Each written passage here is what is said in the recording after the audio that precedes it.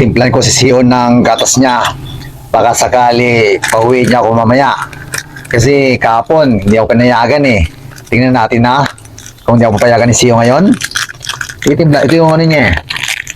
Ito yung paborito niya na tinitimpla ko. Gatas. Yan. Baka sakali naman na pauwiin ako ni Sion ko. Kasi hindi talaga pinapauwi kahapon. Sabi niya, ano daw, red alert. Tingnan natin na kung hindi pa ako pauwi ngayon. Ito na yung gatas ni Sion ko. Tingnan natin na. Tapos, lawayan na din. Yan, lagyan natin laway konti. Para si Sion ko matikman yung laway ko. Tikman ko muna. Yan, lagyan ko ng laway ha. Tingnan natin. Yan. Ito ako. Yung Sion. Sion ko. Tingnan natin kung hindi ako papauwiin ngayon. Ay, good morning sir, good morning. Sir, nagtimpla pala ako sir ng kape. Ito sir yung kape mo. Yan sir, oh.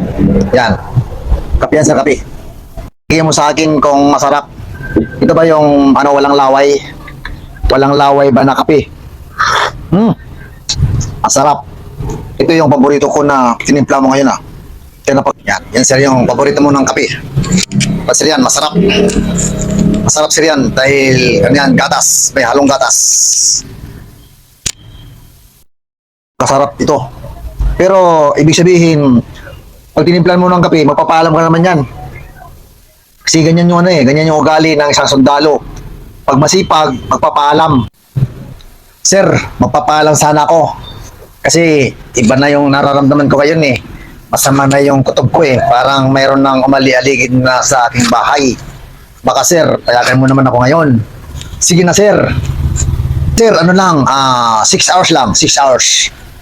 Uwi mo lang ako ng 6 hours. Malapit lang naman yung bahay namin. Sabi ko sa'yo, wala muna magpapaalam ngayon. Dahil tayo, red alert pa tayo. Nagkakagulo ng Pilipinas. Sa September 21, magkakaroon tayo ng red alert sa area ng Manila sa September 21, 2025. Kaya magpapaalam ka after siguro red alert. Yes sir. Yes sir. Pero salamat sa kape na binigay mo sa akin. Sobrang sarap. Kaya bilib na bilib talaga ako sa'yo. Kung mahal mo ang serbisyo mo, dapat walang uuwi ngayon. Dito ka lang sa kampo. Pag sinabi walang uuwi, walang uuwi. Sige, tusok ulo ka lang muna dyan. Para naman makapagpahinga ka. Salamat sa kape na binigay mo sa akin.